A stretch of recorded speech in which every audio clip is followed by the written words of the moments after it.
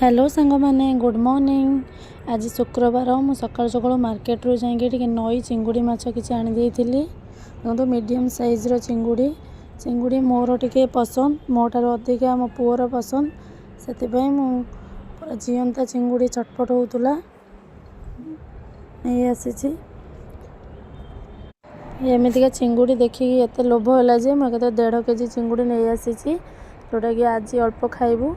आउ अल्प रखीदेबू काली पाइंका गोटे माछ को जी आज हम से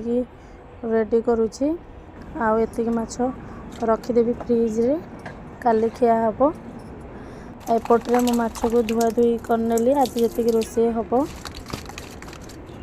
तापर हलदी लुण टिके पकईदेली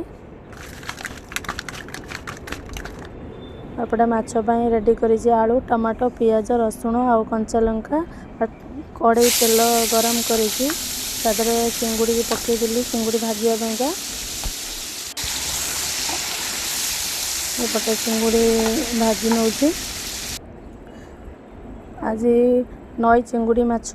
रोषे आपण सहित शेयर करी लास्ट जाए भिडियोटी देखंतु जदि भिडियोटी भल लगे लाइक शेयर सब्सक्राइब करने को जमा भी भूलें। चिंगुड़ी माछ भजा सरीगला मोर तापर एपटे मो आलू भाजी नौची आलू रे अल्प टिके लुण भी पकई नौची कहीं माछरे चिंगुड़ी मान लुण पकई चिंगुड़ी माछरे से अल्प लुण पकईली तापर मो आलू को टिके कवर करनेली टिके पर टिके ताको काढ़ी एपट सेपट करनेली गोटे मसला रेडी कली पियाज रसुण कंचा लंका ता संगे टमाटो को ग्राइंडिंग करनेली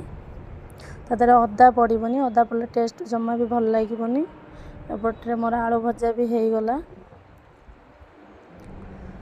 एमती हल्का हल्का लाल होती आलू भजा हो गला तापर कड़ाई टे तेल पकईकी तेजपत्र डालचीनी टे पकईदेली मसला को तादर देदेली मसला को टिके समय 4-5 मिनिट ताको कषिली तापर अल्प टिके लुण हल्दी पकईदेली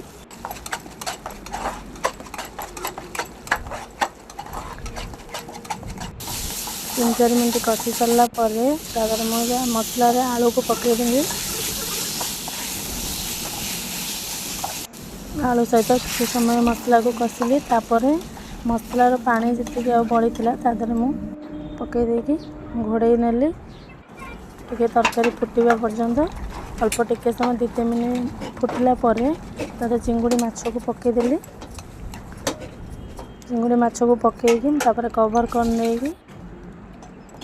माछ मोर हो गला रेडी तरकारी तो अल्प अल्प झोल रखिकी करी बेसी झोल तरकारी मत पसंद नहीं कौन सी तरकारी भी बेसी झोल हेल्ले मत भल लगे